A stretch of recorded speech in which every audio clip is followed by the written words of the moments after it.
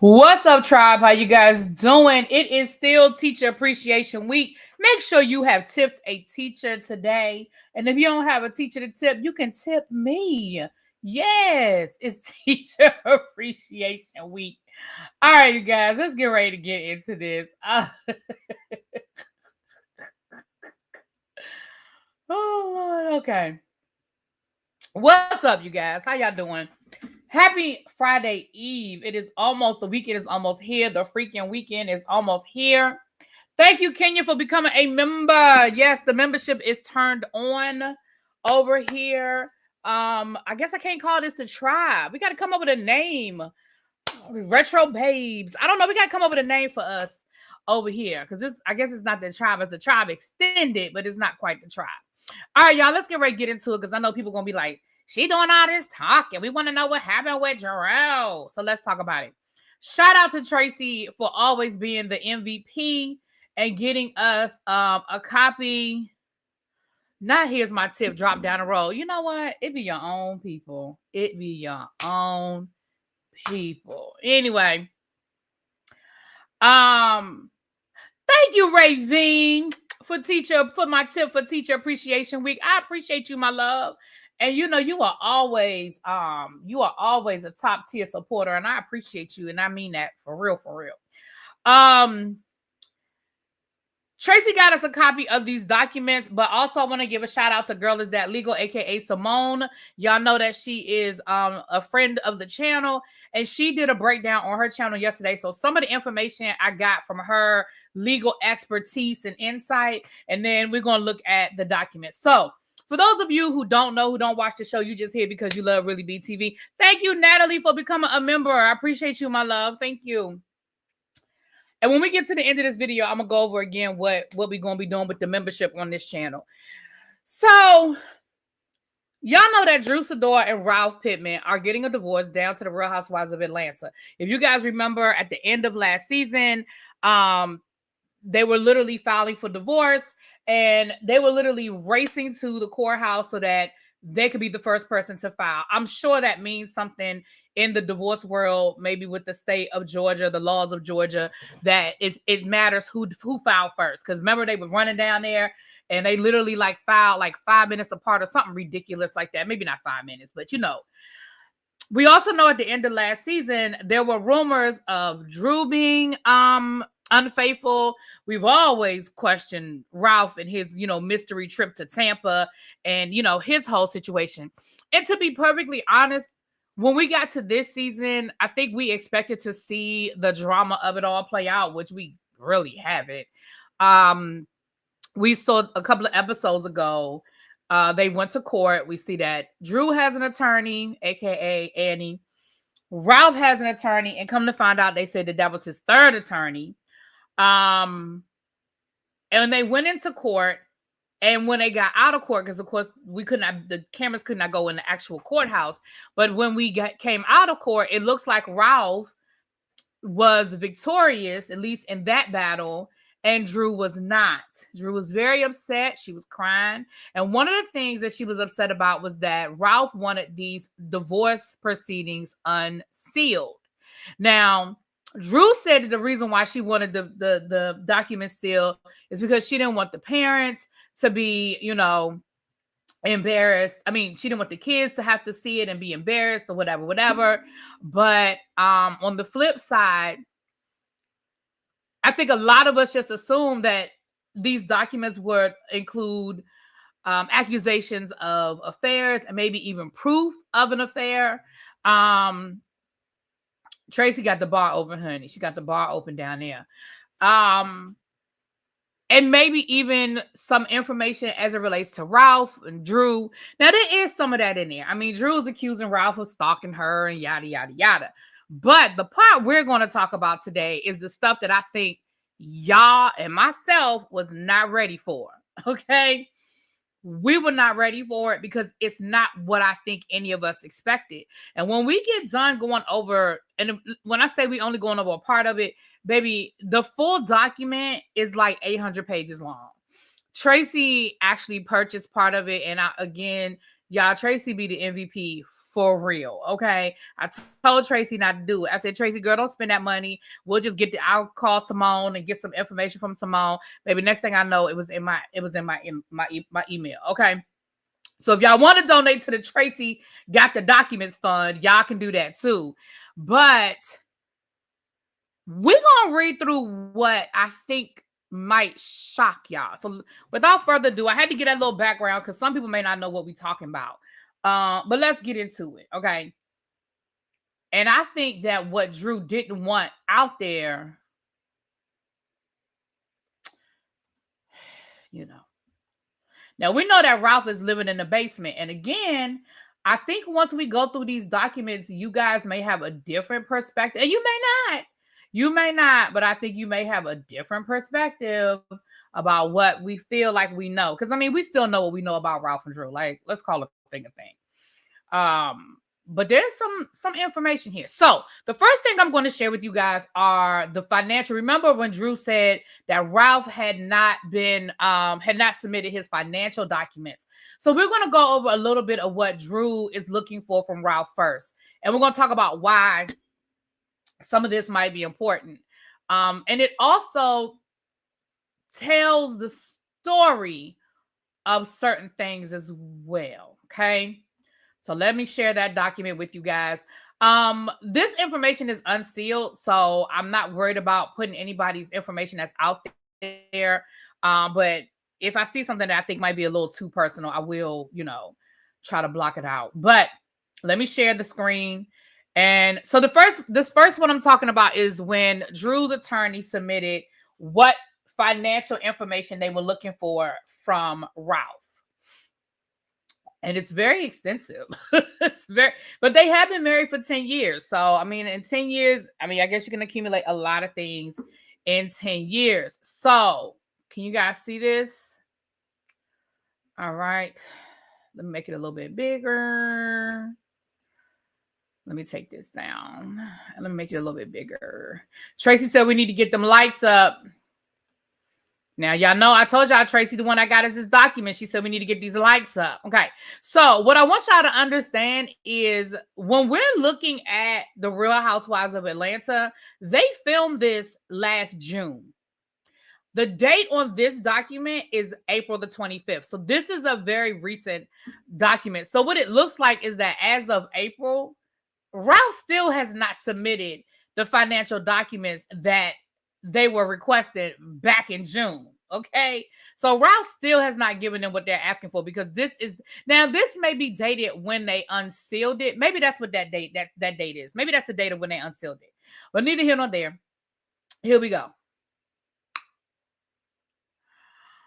This is the petitioner. The petitioner is Drew. The respondent is Ralph because Drew technically filed for divorce first. So this is her third request for this information. It says her third request for supplementation of discovery responses to the respondent. Okay. Petitioner herein and through her counsel of record, meaning her attorney, hereby request that the respondent, prior to any hearing or trial in this case, supplement, amend, and update respondents' prior responses to our discovery previously served by petitioner. Basically, they're saying, before we go to trial, we need this information. And we've asked for this information and you still not giving it to us. Okay.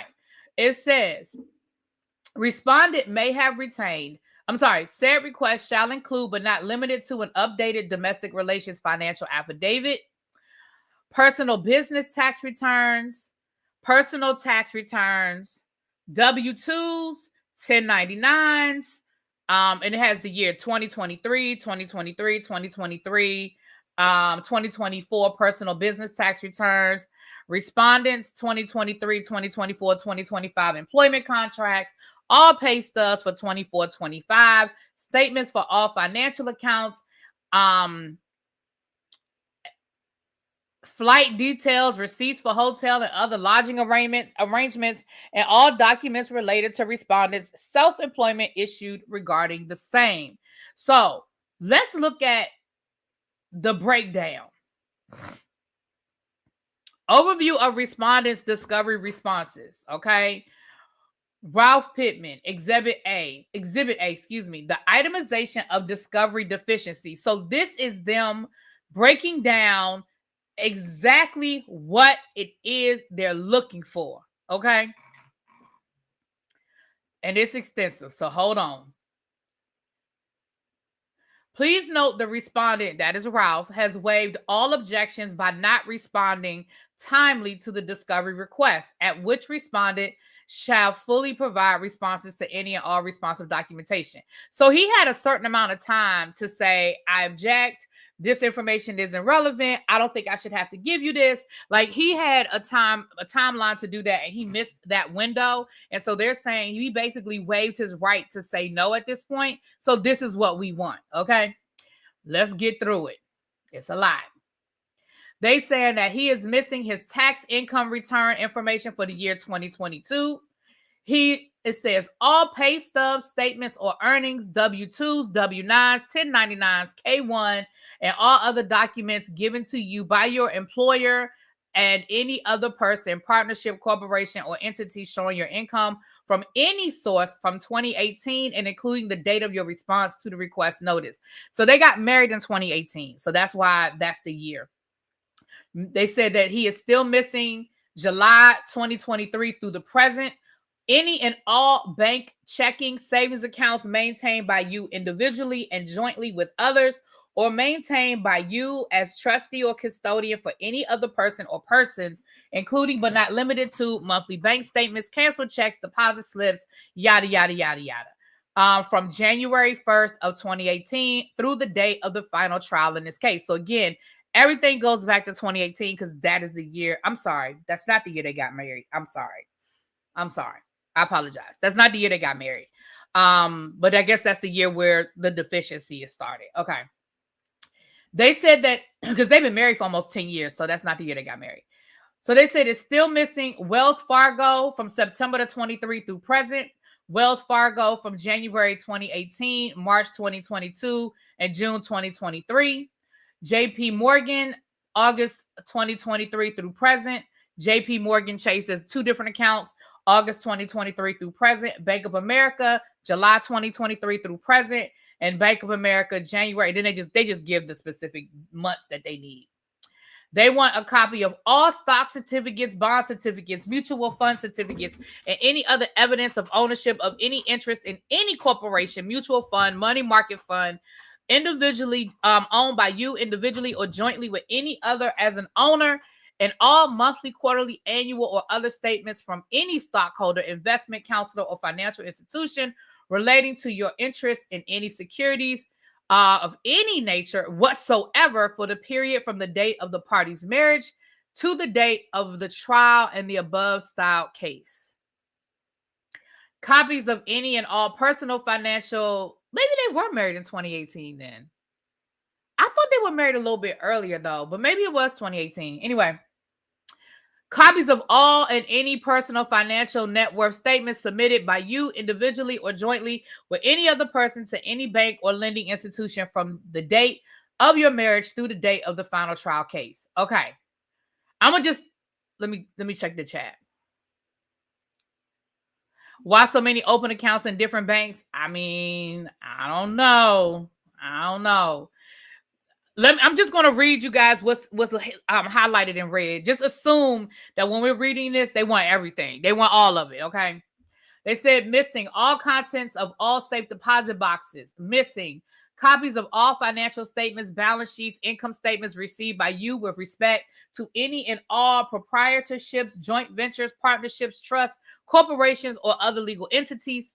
Missing policy information from date of marriage through June. So I'm assuming they're talking about any type of life insurance policies. All bills for medical services rendered to you or the petitioner, which you have received from the date of the party's marriage to the date of trial of the above style case, including all such bills for psychological, psychiatric services, or for prescription medicines. That's interesting. Missing documents, including emails and any other documents where you cancel any portion of the medical coverage, including the healthcare savings account for the petitioner or the petitioner's oldest son. Now, remember, Drew's oldest son is not Ralph's child. So it sounds like Ralph canceled. That's not funny. It sounds like Ralph canceled the health insurance for Drew and for her son, but he kept the insurance for his kids. That's not funny, y'all. But damn, Ralph. Damn. Cash App. Child, they want the Cash App from January 1st of 2018 through August of 2016. That's backwards. Zelle. And they have the dates for when they want the Cash App and the Zelle receipts, honey. Now, this is the part that some of y'all are not going to like. We found this out last night over on, if you were watching Girl Is That Legal, we found this out and Simone sort of confirmed it last night on Girl Is That Legal. And when we get to the other part of this, it's going to make sense what I'm saying to y'all. It says here, missing August of 2023 through present Gartner retirement savings statement. What we found out last night, to the best of our LinkedIn ability, is that Ralph does have a job. Now, I know a lot of people want to make it out that Ralph don't have a job, that he's living off of Drew. But it looks like Ralph is gainfully employed with a company called Gartner, Gartner. They always said he was in IT. According to LinkedIn, it's like a management position, and it says that his salary range is anywhere from $150,000 on up. I think the cap was in like the 300,000s, but somewhere in that range. Simone said it's likely that he's probably making between $150,000 to $190,000 a year. Now, living in the state of Georgia, making almost $200,000 a year, that's good freaking money. That's good freaking money. Now, I know people going to be like, but Drew is on the Real Housewives and Drew's this and this and that. But making $200,000 on his own is a good amount of money. And the reason why we know that he is gainfully employed is because she wants a copy of his retirement savings statement. And it says from 2023 through present. So what that makes me think is that he's been working there since 2023 and that he still is gainfully employed. Because why would you need his retirement statement through the present if he is not presently employed? Does that make sense what I'm saying to y'all? And when we get to the other part of this, it's going to make even more sense. But I want to make sure that y'all get that he is gainfully employed. Because again, when we get to the other side, that's going to make sense. Any and all of your loan applications and financial statements prepared or used from January 2018. That must be when they got married, 2018, through the date of the final trial. It says that he's missing, again, I already read that. Missing documents and records pertaining to any and all intellectual property registered to you. So now that, again, you guys, that sounds like if Ralph is in IT, it says any intellectual property registered to him. It sounds like maybe Ralph has filed some patents or filed something that, I'm not no expert in that, but intellectual property, that sounds like a copyright or a patent or stuff like that. So she wants copies of any of those things that he filed. Now, maybe she's going to say he filed stuff against her likeness and image. I don't know. But definitely it sounds like he has filed some of those things. Okay. Cancel checks from all other bank accounts, from his Chase account. And then it looks like it lists some of their other assets. American Express, they want all the statements from the American Express card. Wells Fargo, 2 different accounts. Chase, an account. It says Pittman International Bank of America. It has a BMW here, and it has OLLO. I don't know if that's another bank name. I don't know what that is. Okay. Any and all receipts, sales, or purchase notices to other documents reflecting your purchase or purchase by any company in which you own 1% interest or greater, or sale of any interest in any tangible property of any nature. Copies of any and all documents which support your contention that any of your personal property, real property, intangible property, or sums of money are your separate property. And then more Wells Fargo accounts.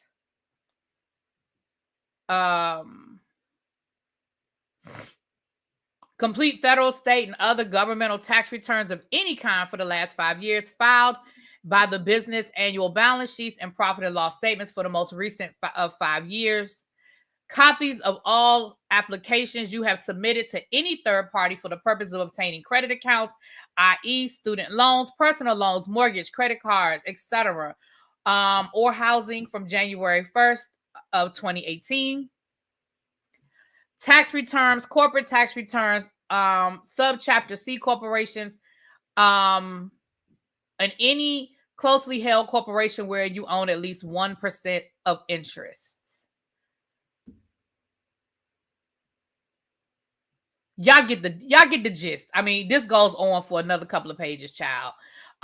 You see, it keeps going on. Affidavits, drafts, email statements of any correspondence of any kind with knowledge of any facts regarding the matter of your finances. And I feel like copies of any and all of your wife's direct messages on any social media platform between the petitioner and any individual other than you, the respondent that you reviewed, deleted, forwarded to yourself. Child, now listen. I don't know what that has to do with her financial stuff, but baby, she's alluding that Ralph then went in and was forwarding her personal information to himself that was between her and other people. That's what that just said. I'm going to read it again. Copies of any and all of your wife's direct messages on any social media platform between the petitioner, which is Ralph, and the petitioner, which is Drew, and any individual other than you, the respondent that you reviewed, deleted, forwarded to yourself. Copies of any and all documents which show any real, personal, and tangible property held by any third party. Cell phone bills which show time, date, telephone numbers related to each call and each text message from 2018. See, they're looking for evidence that he's cheating. They're looking for evidence that he was out there cheating. Produce any and all direct messages to you. And okay, we read that. Copies of any and all direct messages which identify the details of any plans to acquire or sell an interest in any real property, personal property, intellectual property, intangible property, any business or other property. Copies of any and all documents which evidence any transfer of real or personal property. Missing child support worksheet. Provide a list of all the names, address, cell phone numbers, email address, and any other proposed witnesses that you plan to call at any hearing or trial in this matter. Child, y'all get the gist of it. Lord have mercy. They still asking for stuff. You see how long this page, y'all, this document is 15 pages long. I just need y'all to know that. We almost at the end though. Any documents that support any contention that you should have joint and or primary physical custody in the minor child of the parties. Okay. And that's just a certificate of service. So at least as of, it looks like they are still trying to get information, financial information from Ralph. Now, let's get to the other side. So it sounds like Ralph still ain't providing what he should be providing. But let's get to the other side because Drew,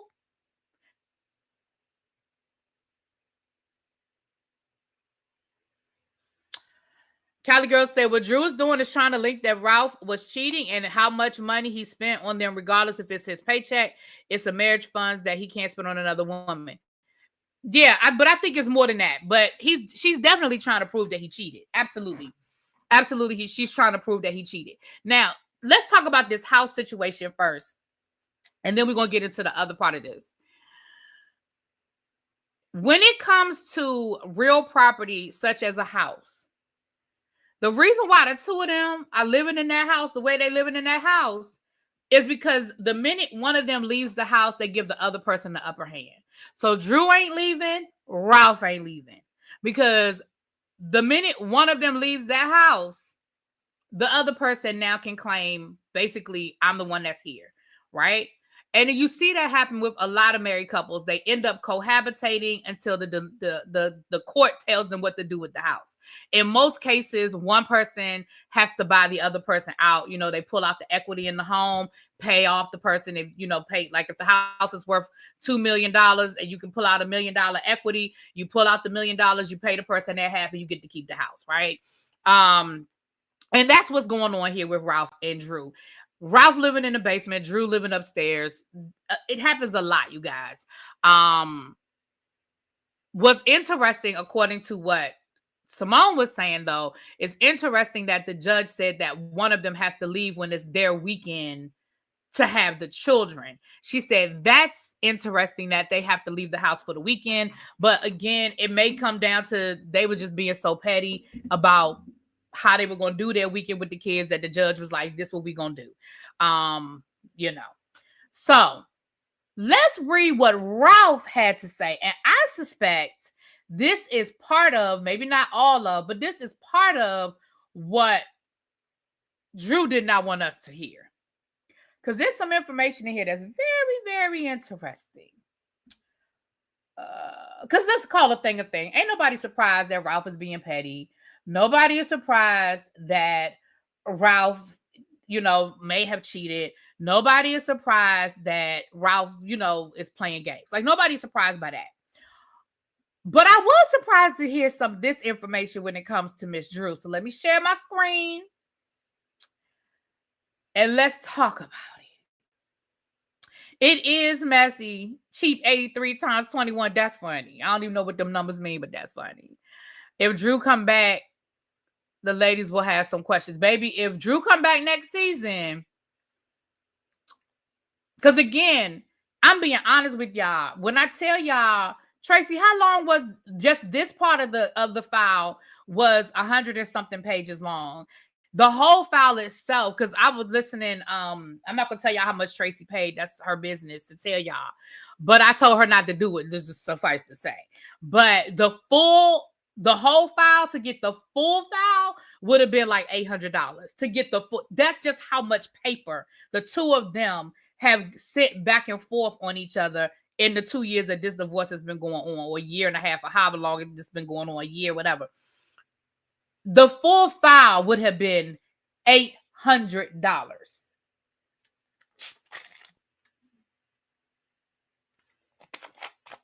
All right, let me get into this. So this document that we're getting ready to read right now is Ralph filed contempt and sanctions against Drew's attorney. Yes, Miss Annie. If y'all watch the show, y'all know why I'm calling that woman Annie. But this right here is Ralph, via his attorney, filed for sanctions against Drew's attorney. Now let's find out why.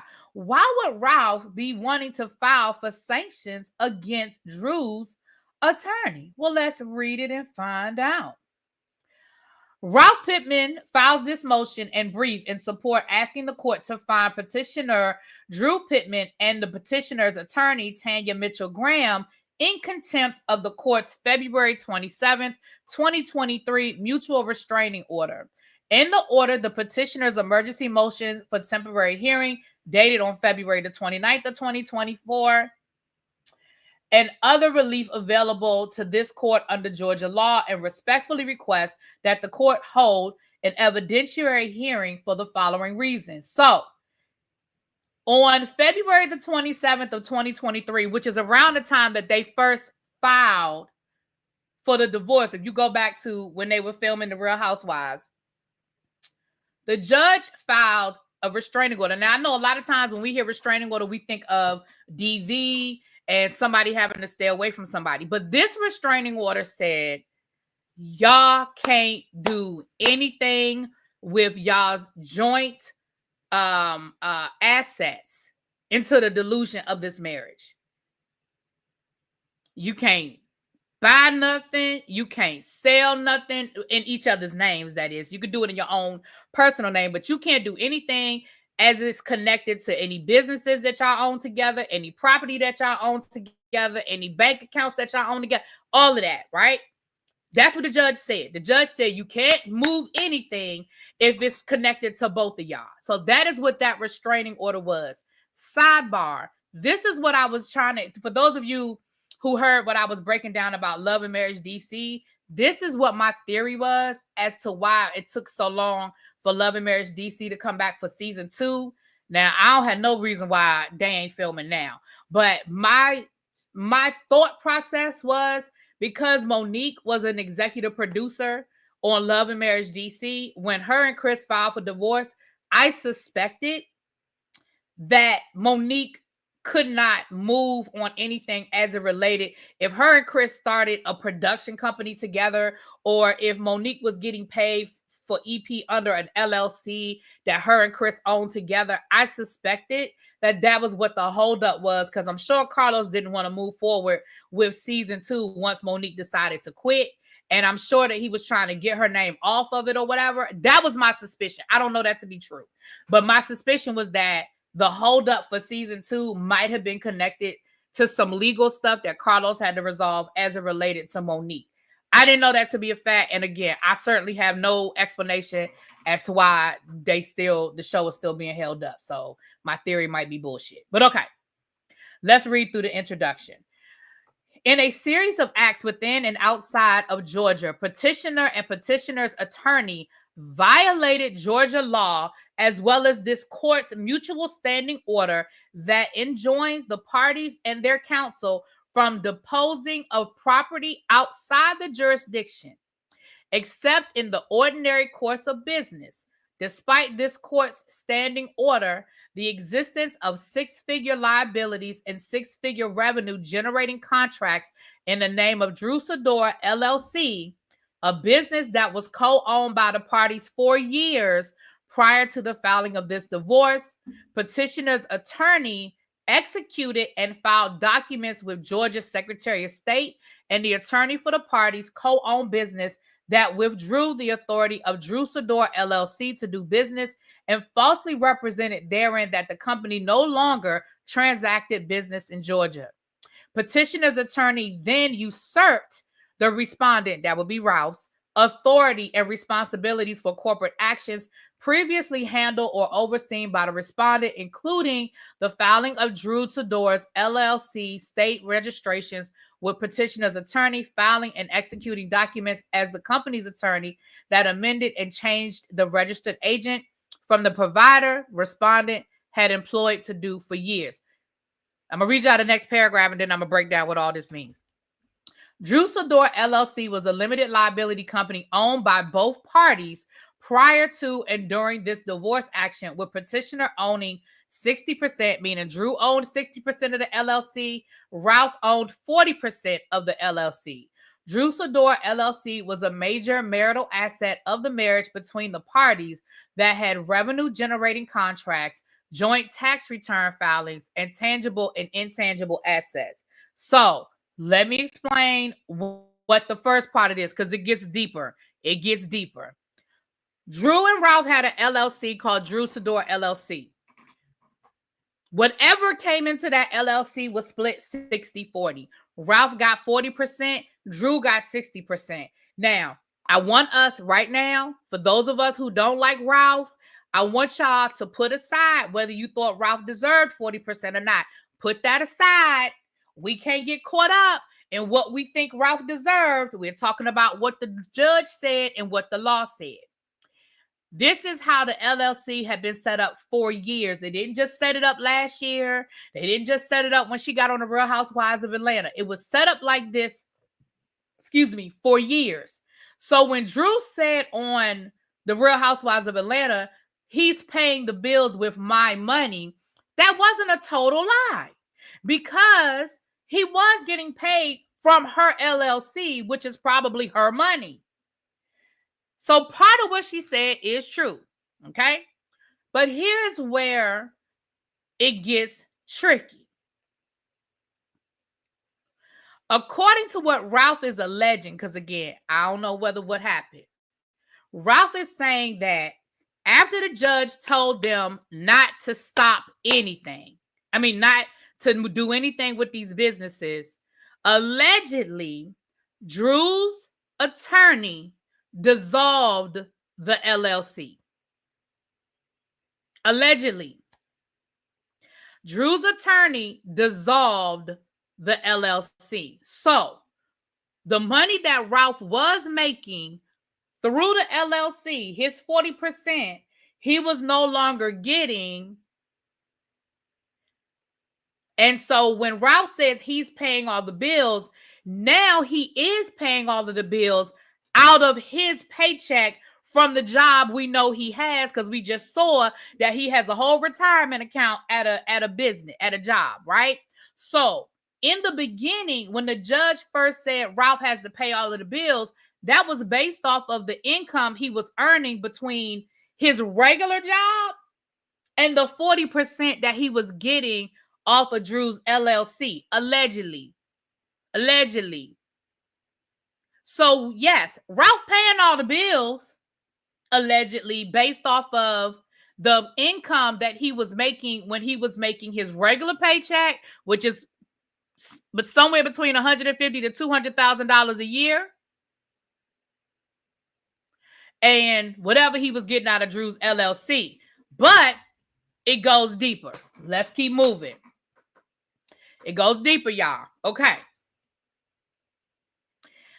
Therefore, petitioner Drew, independently or via the advice of her attorney, registered another company in California by the name of Drew Sidora Global LLC and denied respondent access to that business. She then directed any parties who previously dealt with Ralph, as it was connected to the other LLC, to not communicate or involve him in any company business which he previously handled or was involved with,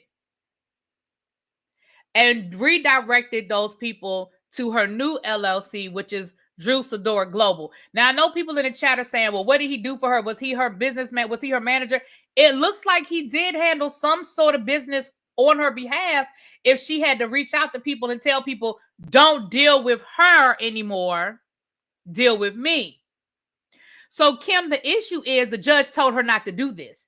I need y'all to separate how y'all feel about Ralph from what the judge told. And I know you already, Kim, I know you said you already understand the legal piece of it. I know you said you already understand, but trust me, it's gonna be other people that's gonna be saying, I don't see what that problem is. Okay.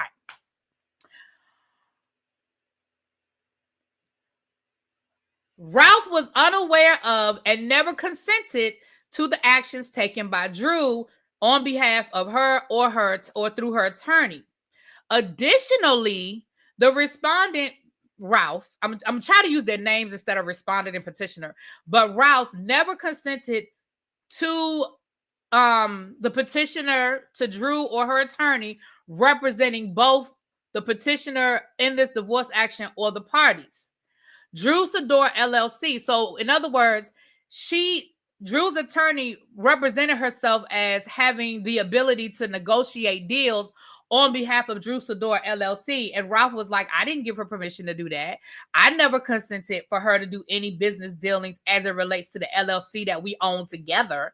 So for her to be out here representing herself as counsel for Drew Sidora LLC, that's not proper. That's not what happened.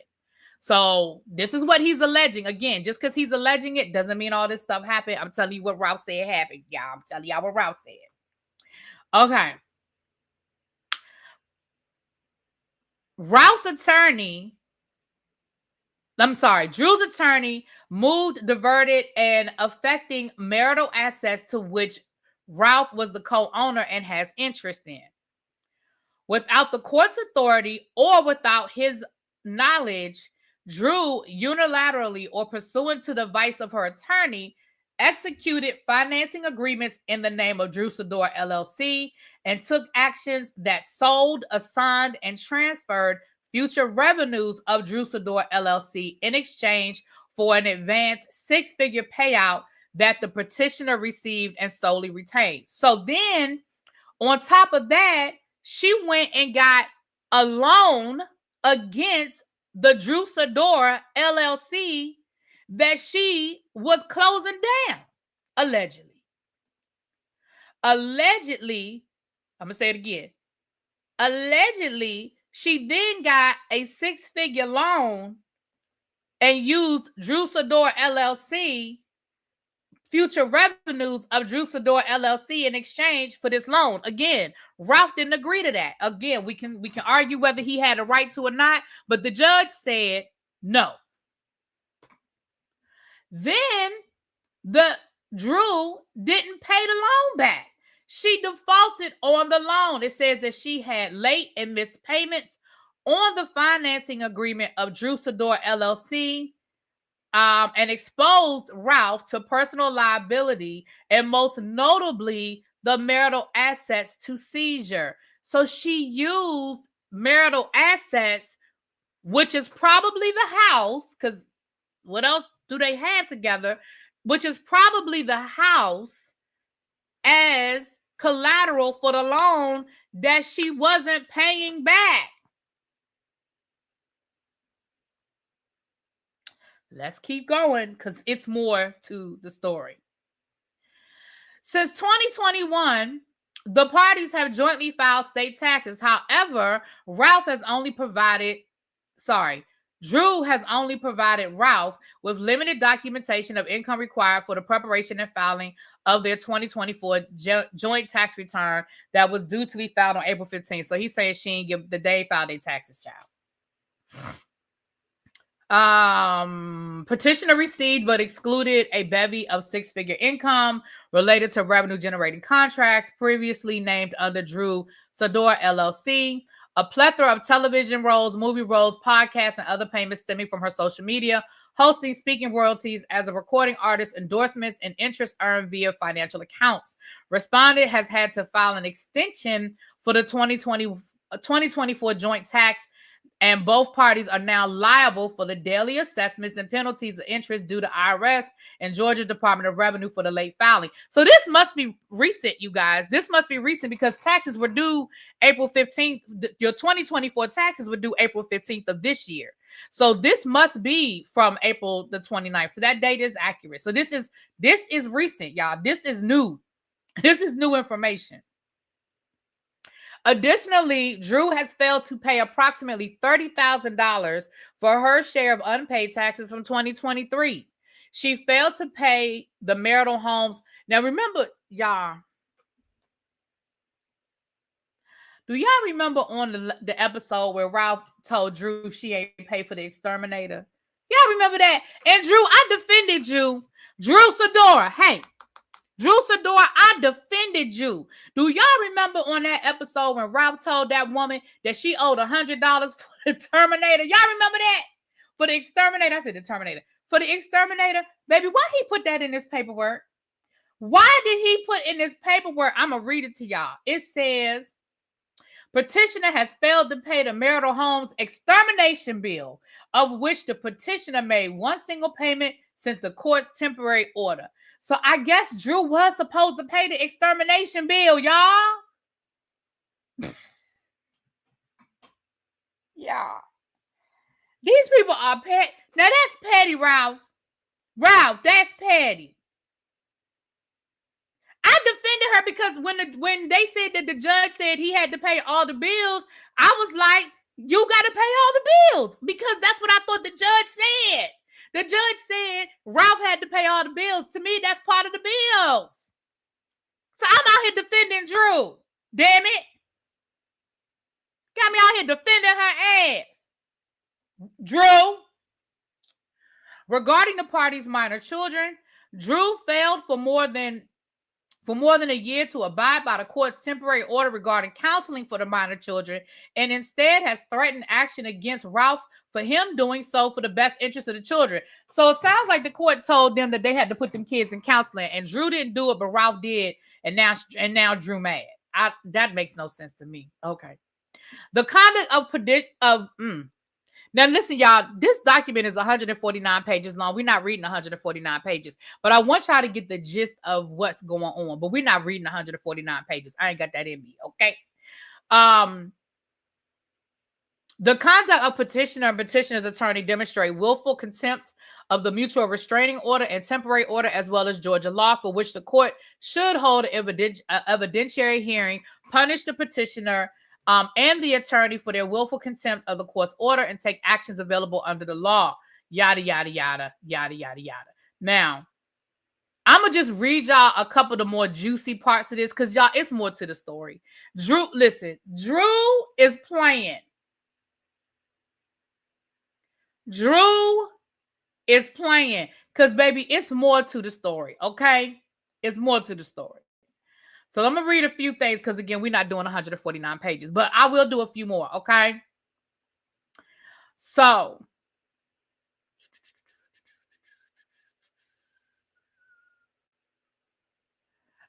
hold on. I want to read about the LLC. Because not only, okay, so Drew didn't create just one LLC. Drew created two LLCs. She created the one out of California, and then she created another one out of Chicago. Now, I would have to talk to a lawyer that knows business law, tax law, and all of that to find out what is the advantage of filing out of California. I know she's from Chicago, but I'm sure there's a reason why she filed two separate LLCs in two separate states outside of the state of Georgia. I'm sure part of it was to try to avoid Ralph finding out about it, but I'm just wondering what the advantage. I'm sure there are a lot of pro talent laws in the state of California simply because of Hollywood and all of that. So that made sense to me. But Chicago, I was a little more like, what does that have to do? Okay. So that was one of the things. There's another thing in here. Of course, I told y'all about the loan that she took out against the house that she didn't default 100%, but she was behind. Now, I don't know if Ralph bought it up to date or she bought it up to date, but baby, she wasn't paying that damn bill. Who is calling me? Somebody calling me while I'm live? Are you in the chat? The person that just called me, are you in the chat?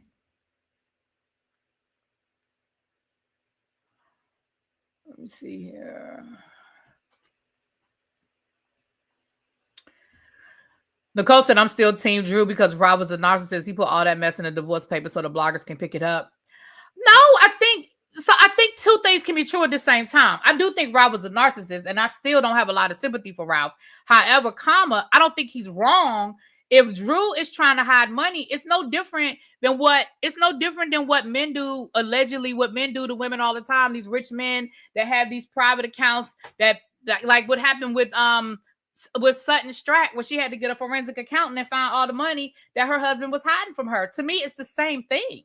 So I don't think Ralph is wrong for filing this paperwork. Now, him wanting it unsealed, okay, that might be petty, but I don't think he was wrong for filing it. Drew, your ass shouldn't have done it. Oh, here's the other LLC. It's called With Drew LLC. She filed that one on April the 12th of 2023, which is after the February 26th. I mean, Lord, I said February 26th. After the February order from the judge that told them not to do it. So, child, 2 months later, she filed the two LLCs.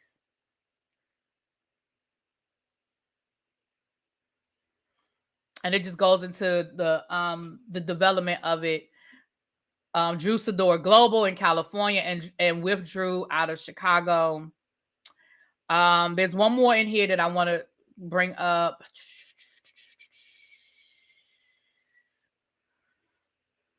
And they're showing they're showing proof that, well, according to them, proof that the attorney helped Drew do this. Talking about income taxes again.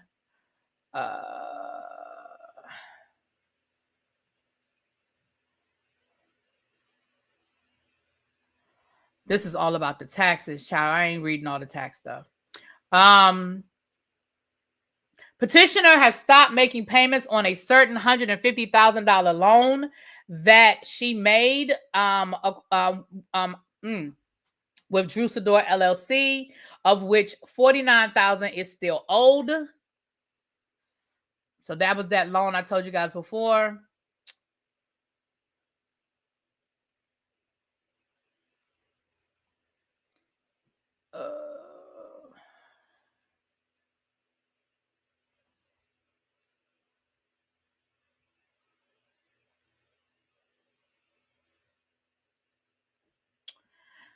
On March the 23rd, after the divorce was filed and without respondent's knowledge, Ralph's knowledge or consent, Drew entered into and executed a high-risk commercial financing agreement between Drew Sidora LLC and Greenwich Business Capital via a document entitled Purchase and Sale of Future Receipts Agreement. A true and correct copy of the so that's exhibit. Some of this is all of the damn exhibits. He has the documents to some of that. Petitioner sold and transferred a 6-figure purchase amount against future receivables from Drew Sidora LLC without recourse to the Greenwich Capital.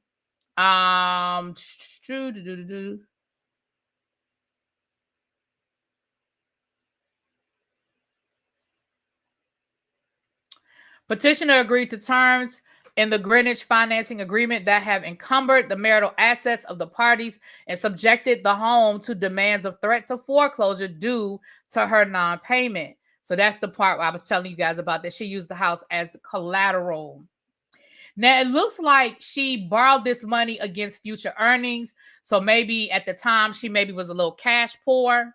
You know what I'm saying? Maybe she was a little cash poor and she tried to get some money knowing that when the Real Housewives of Atlanta started filming again, she would start getting paid. Maybe she was banking on this album, you know, doing something. And so she took that loan out against future earnings. Y'all give me a quick second. Hold on. Let me play my Marshall. Do I have my Marshall on this side? I don't know if I have my Marshall over here. Let me see if I got my Marshall on this side. I'm going to play my Marshall. I have my Marshall. I'm going to play my Marshall. I'll be right back.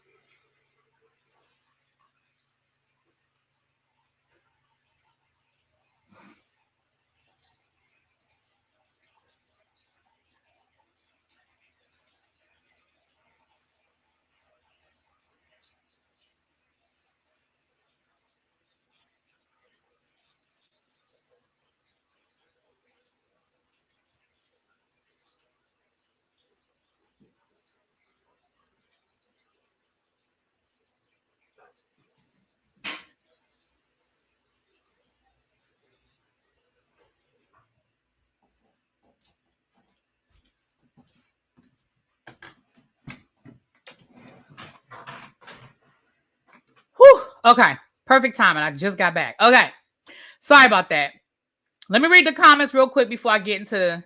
I can see Drew being cash poor and needing quick money into her check. Yeah, and I mean, you got to understand too, you guys. She is an entertainer, and that, you know, it ebbs and flows. I mean, everybody is not out here getting, you know, $10 million contracts for movies and stuff. Everybody ain't Denzel. Like, and there was a writer's strike over the last couple of years. You know what I mean? It was a lot of stuff going on. I'm gonna give Drew some grace on that.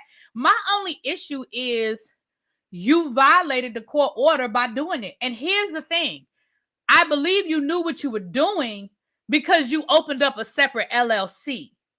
You see what I'm saying? You opening up 2 other LLCs outside of Ralph, but then using the LLC that you and Ralph own together to take out the loan and use the house as collateral after the judge told you not to. See, that stuff, that's the problem for me.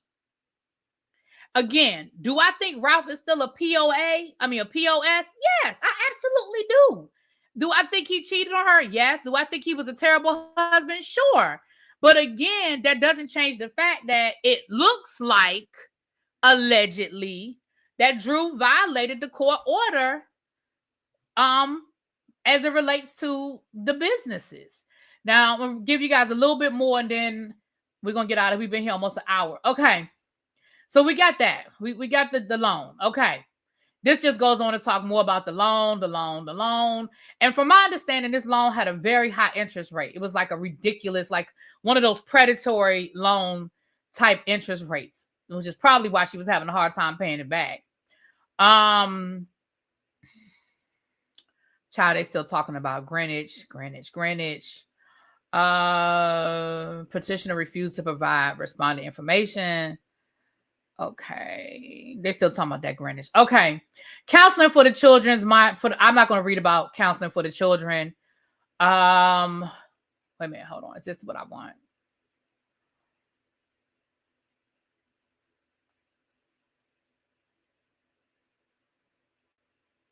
Okay. All right. They talking about the restraining order. What she violated, the restraining order. There's one more thing in here I want to read y'all. Okay, I must have missed it. I'm gonna just tell y'all about it because now they're getting into the conclusion. The other thing it says here is that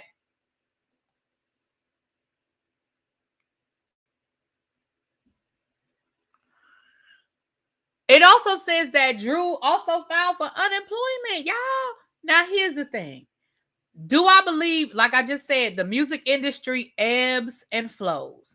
So do I think that there might have been a point in time where Drew wasn't making any money? Yes. But now that I think Ralph did to embarrass her, because there was no need for you to tell us that that woman filed for unemployment. But how is she even eligible? I guess technically she is, but that was interesting to find out that she had filed for unemployment at one point in time.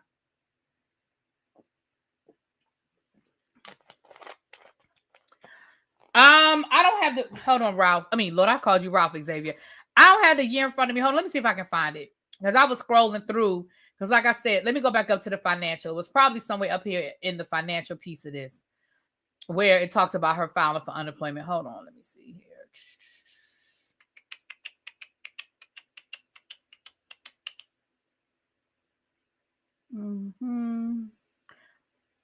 Child, he listed all the movies that she was in. The 1099s for he don't need he needed 1099s for all these different movies he said that she was in.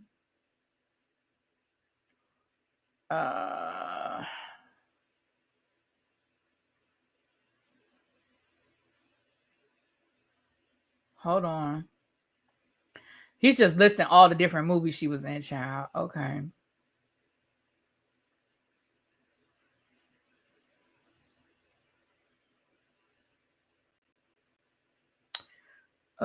The client responded to the call on the Drew. Tax returns attempted obtained.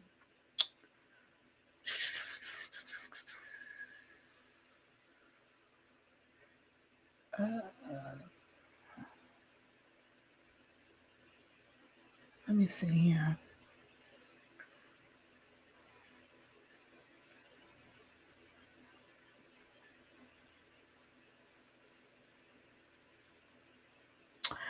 I don't want to take up too much more time to find the exact line where it says it in here. I'll look for it. It's probably in this section right here where the financial section.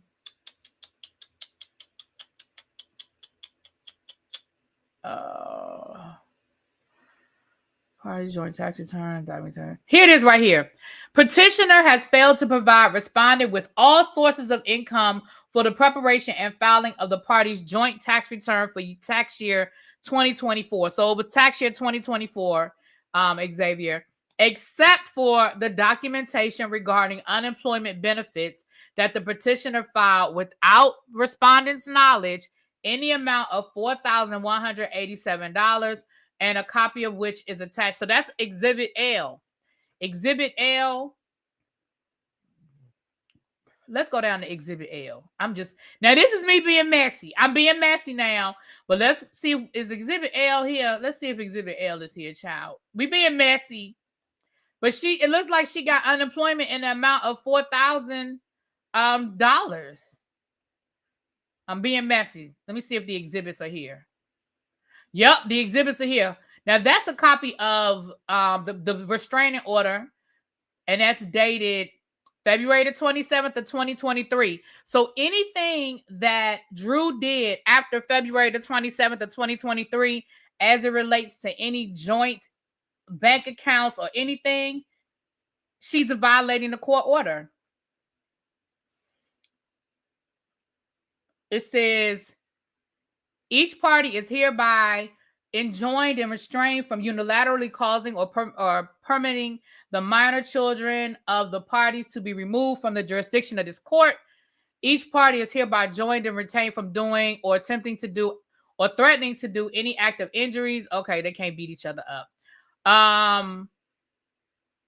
They're restrained from selling, encumbering, trading, contracting to sell, or otherwise to posing or removing from the jurisdiction of the court any of the property belonging to the parties except in the ordinary course of business. Restrained from canceling or changing auto, health, or life insurance for the parties or the parties' children currently in place. Now, it sounds like Ralph violated that. If we go back to what Drew was asking for, it sounds like Ralph may have violated that if he canceled her health insurance or if he canceled her son's health insurance after this date. Sounds like he violated. Each party is restrained from disconnecting or having disconnecting the home utilities, including but not limited to electricity, gas, water, telephone, and the party shall not interfere with the other party's mail or the children's mail. Okay, y'all. Child, we being messy. Let's scroll down to Exhibit L. We being messy. Well, I'm being messy. Child, this day taxes and stuff. All right, let's scroll past all of this. A lot of it's redacted, but let's scroll past all of this because they redacted the exact amount of money that they made. So that information was redacted. But I want to go down to Exhibit L, child. Hold on. Let's go down to Exhibit L. Now, I'm being messy. I'm admitting it. I'm being messy right now. All right. Now, this looks like the information about the loan. Hold on. What exhibit are we? Oh, Exhibit J. Hold on. A, B, C, D, E, F, G, H, I, J, K, L. Okay. We almost there. See? Withdrew LLC. So he's got the paperwork showing that she established LLCs after that date. State of California. This is the limited liability, the one she filed in the state of California. Let me see something. Is her attorney's name signed on here anywhere? It says Drew Sidora, but what signature is on here? Okay, it just has Drew Sidora. Okay. Y'all. This is it right here.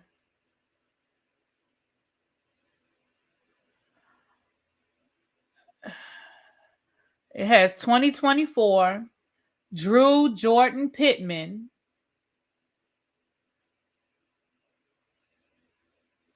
Unemployment compensation payments from the state of California. So where does she live? How's she getting unemployment from California? That must be where she's... Is that where she's a legal resident? Now, see, now that sounds crazy. That's her contract from Real Housewives. So why is she getting unemployment? Well, first of all, child, girl, you're getting unemployment. But why is she getting unemployment? Now, I wonder if that did go back to the writer's strike and she was getting unemployment through the union via the writer's strike. That makes sense. Because wasn't the writer's strike, and wasn't that 2024? So if she was getting unemployment because of the writer's strike and that was coming via the union, then I don't have no beef with that. I don't have no beef with that. Yeah, I don't have no beef with that. It's where you physically work. Okay. Well, I thought it was where you pay. It's where you work or where you pay. I guess it is where you work. I thought it was where. Okay, it's where you work. Okay, because I'm trying to think. Y'all, I've only claimed unemployment one time in my life, and I don't remember. Shit, I don't even remember getting unemployment. I mean, I remember getting it, but I don't even remember where I lived at the time. NBC Universal is in Burbank, so maybe that's what it was. NBC Universal is in Burbank. That was 2023. Yeah, I'm just, again, you guys, I wonder, y'all know what? Now I have questions.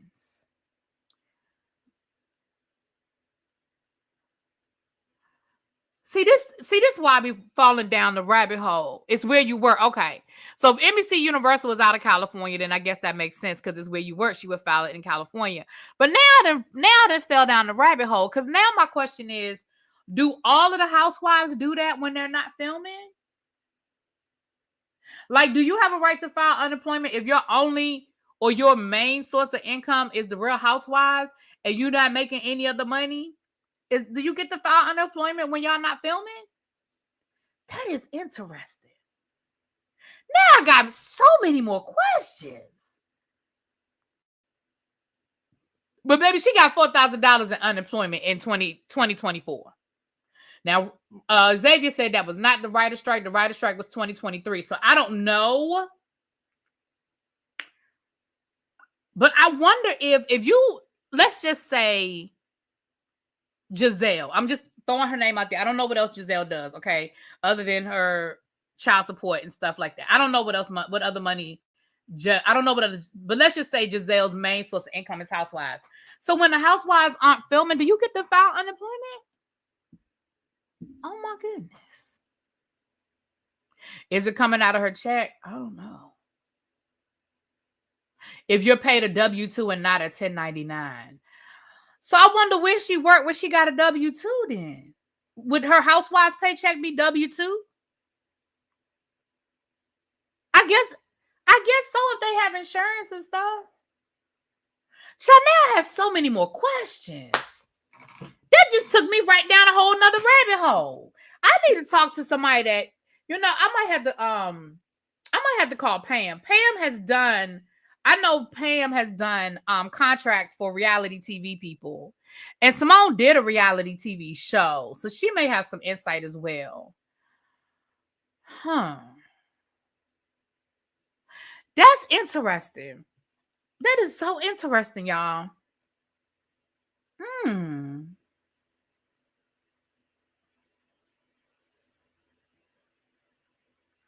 But anyway, let's get back to child. We about to wrap this up. So again, y'all, the document for their full divorce is deep because the thing is, and this is something me and Tracy found out when she was looking it up. For every time you do something as it relates to a 1099 doesn't get unemployment. So she must have had a W-2 from something. I wonder if she was getting a W-2 from her own LLC.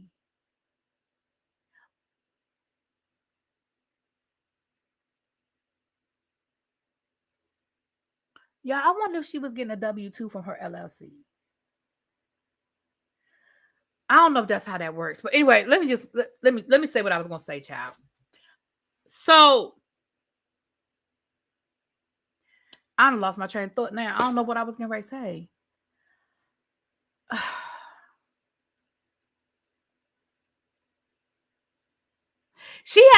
Ralph listed all their movies. He listed every single movie she was in, probably for the whole time they was married. All the Tubi movies. She was in movies I didn't even know she was in. Drew been working. I ain't read it to y'all, but baby, he listed every single movie that she did. And it says she got 1099s.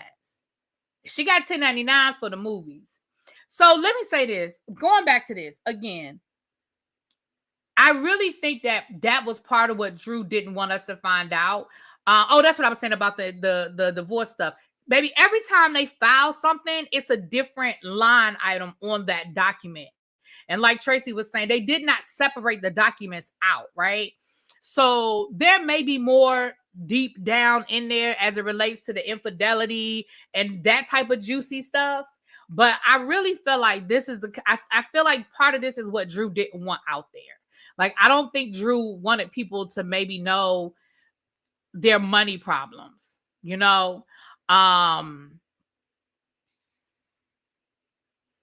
it's ugly. And again, do I think that there's a level of petty? Yeah, I do. I think I think Ralph was being petty, but I also feel like you gave Ralph the ability to be petty because you were not supposed to do this.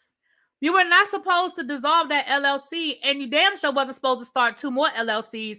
Then you turned around and got a loan against the LLC that you was dissolving, and then didn't pay the loan and use the house as the asset. Like, there's a lot of layers to this, Drew.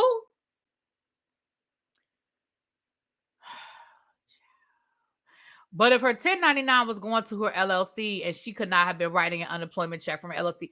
Child, listen, Tracy, I don't even know, girl. I don't even know. And I know you have an insight because you work, that's part of what you do for a living. But baby, I just don't know. But it just sounds messy. And Ralph said that the attorney was in on it. So I'm thinking that the attorney name must be on some of that LLC paperwork. How did she get a loan while on unemployment? Is that possible? Well, the loan may have come at a different point in time. It just, so the fact that she got unemployment in the year of 2024 doesn't mean that she couldn't have got a loan. Because here's the thing, she could have got a loan while she was filming The Real Housewives of Atlanta, and her income was that whatever her 6-figure income is from The Real Housewives of Atlanta. Drew has to be making Simone estimated that Drew's income from The Real Housewives of Atlanta is at least $500,000. At least $500,000. I mean, she's been on the show. This is what, her 4th or 5th season. So she's got to be pulling in at least $500,000 just off of her Real Housewives of Atlanta. Drew looks just as big of an ass as Rob. Exactly. And I think that's what Drew didn't want out. I mean, again, the whole infidelity piece of it, I mean, that's juicy stuff or whatever. But I think she's probably more embarrassed by the potential of this, honestly. What do you think she did to get a PPP? Well, Katrina, I don't even understand what you're asking me. You said, well, do you think she did it to get a PPP loan? She didn't need to do nothing to get a PPP loan. There's no paperwork in here about a PPP loan, Katrina.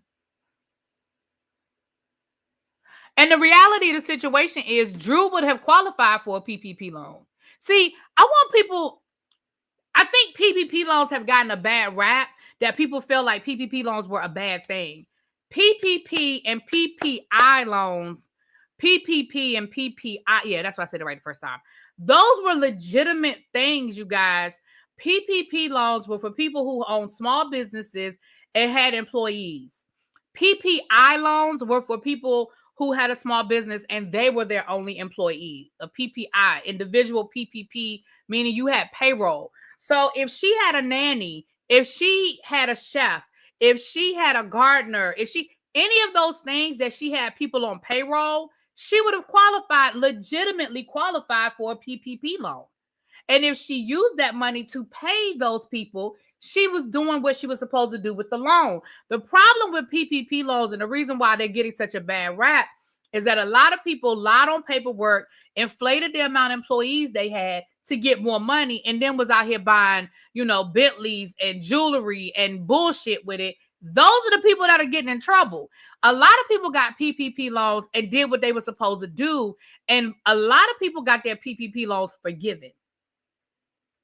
Because if you did what you were supposed to do and you submitted the paperwork and showed, hey, this is how much the government gave me, I was able to keep my business open, this is what I spent the money on, and I know people who got PPP loans and got them forgiven because they did what they were supposed to do. Now, does that mean that they spent to the penny and did everything to the penny? No, but what it means is if they got, I'm just throwing out a number, if they got $10,000 from the government for a PPP loan and they could show that they spent $6,000 of it to take care of their business and take care of payroll, then the government was like, keep it.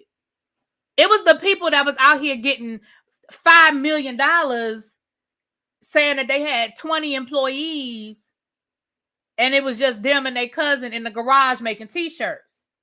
And it ain't nothing wrong with making t-shirts. It's something wrong when you lied and made it seem like you was Nike and you was really, Bill and Bob in the garage.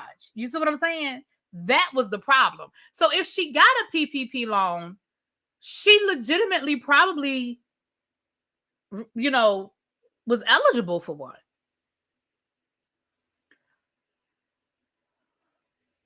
LLC, that's what I'm saying, because my daughter had people working. That's why I asked. Yeah, I mean, if you have an LLC, yeah. That's why I said maybe I misunderstood your question. Yeah, I didn't quite understand it. Yeah. Right, Lil Wayne, Chris, a lot of celebrities probably had PP. Listen, I think, and I'm gonna stop. I mean, I'm gonna say this, and then we're going to get out of here. I think a lot of people, not y'all, but I think a lot of people forget that just because somebody's a celebrity, they do have payroll. Just because somebody makes a lot of money doesn't mean that they don't put a lot of money out. And when the world stopped, everybody stopped, right? That's why you had celebrities getting on YouTube and doing concerts from YouTube. D Nice built a whole empire off of Club Quarantine, because why? He would go live on Instagram and just play music and everybody was in his chat. I remember Michelle Obama being in his chat, and it was the real Michelle Obama, right? I remember all the celebrities, because why? We weren't doing shit else.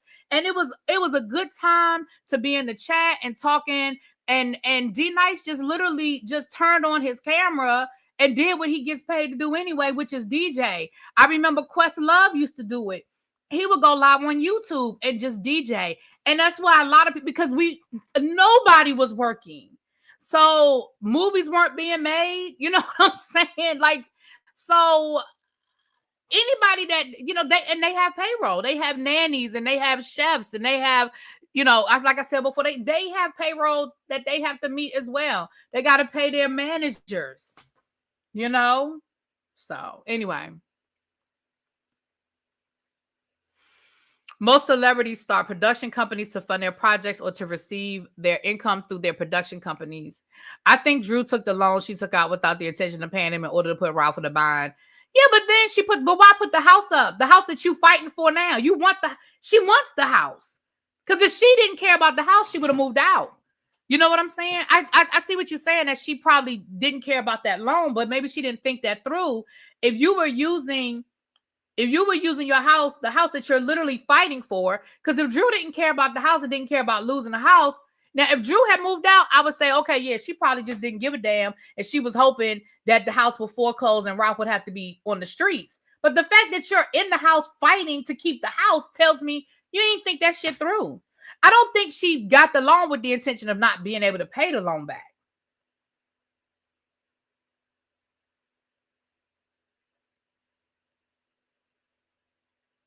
Yeah, I think that the unemployment is probably legitimate, connected to whatever actors and actresses are eligible for when they're not working. That's my opinion. And again, I don't know that to be a fact. I don't think Drew did anything nefarious by filing for unemployment. I do think that was Ralph being petty by putting that in there, because if you go back to it, he put it in italicized. He was like, the only paper, I didn't get any of the taxes for the 2024 year except for, and then it was an italicized, her unemployment. So it was like he wanted that to stand out. That, I think, was him being petty.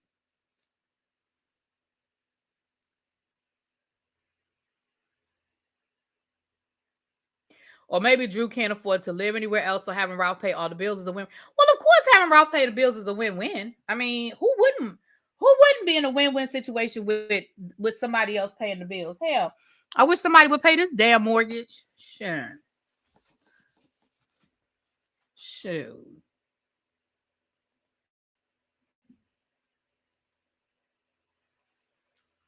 Yeah, that's what I'm saying, Candace. That's what I was saying earlier, that, the music industry, I mean, the entertainment industry, it ebbs and flows. So that's why I'm not looking at it like, oh, she had to file unemployment, because I'm not one of those people that think that just because somebody's a celebrity, that means they're rich. A lot of these people are paycheck to paycheck, and we saw that during the pandemic. That a lot of these people are paycheck to paycheck, just like us. And when the money dry up, they're in trouble, because most people live at their means. A lot of people live above their means, but most people live at their means. So your car note, your mortgage, your monthly credit card bill, whatever, even if you eliminate a lot of the frills of it, but most people live at their means. You get a $20 raise, you find something to do with that $20. You be like, damn, I just got a raise. Why am I still? Because you done found something else to do with that $20. Most of us spend it before we get it.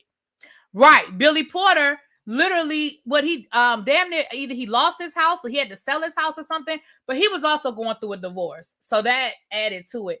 Billy Porter was going through a divorce at the same time of the writer's strike. What's up, cuz? Yeah, I mean, I think we get actors and singers and entertainers, I think we get them mixed up with the Julia Roberts and the Denzel Washingtons. Like, a lot of these people are not independently wealthy. I remember, I think the husband was the breadwinner. Yeah, because it seemed like as soon as they announced that divorce, he was starting talking about how he was broke. And I was like, damn, well, damn, Billy. I remember Alfre Woodard. Alfre Woodard lives in the same neighborhood. She said she's lived in that same neighborhood for 20 years. She said her neighbors know who she is. It's not a gated community. You know what I mean? She doesn't live behind the wall. She doesn't have this elaborate home estate. Because her thing is, listen, I might not work for a year. So she lives in it's a nice neighborhood. You know what I mean? But she said, listen, I'd have lived here for 20 years. Because I remember her being interviewed before the Emmys or the Oscars or something. And they said, well, what happens when the big limo comes to get you? She said, my neighbors are used to it. Like my neighbors know who I am. You know? But now Ralph is still trash. Again, I still think Ralph is a narcissist. I still think Ralph is a horrible husband. I still think Ralph probably cheated on Drew. Please understand that. But that doesn't negate the fact that Drew, you was doing some stuff you shouldn't have been doing.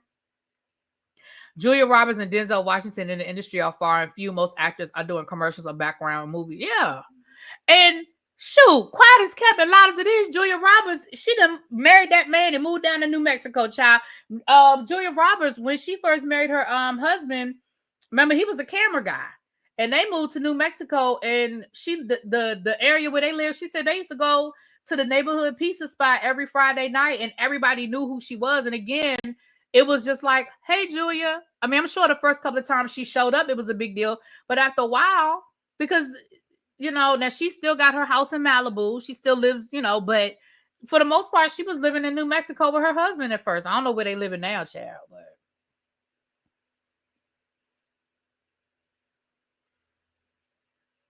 Yeah, I love Alfre Woodard. I do too. But I just remember her saying that in an interview. That she's lived in the same neighborhood for 20 years. Remember that the big deal they made about the guy that was on the Cosby Show and he was working at Trader Joe's, you know?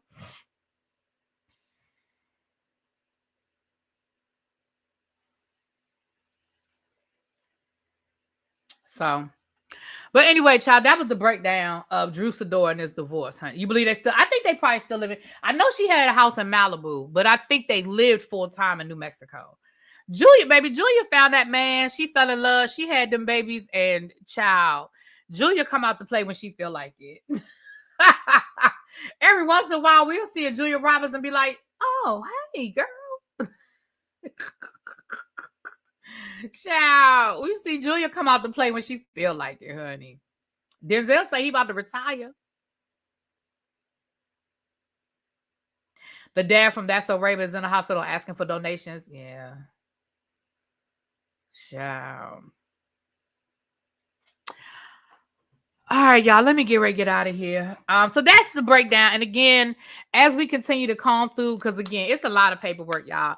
As we continue to comb through these divorce papers, if more comes out that's, you know, juicy that I think y'all would care about, I'll share it with y'all. But other than that, we about to get out of here. And tomorrow is Friday, honey. And I will talk to y'all later. Peace.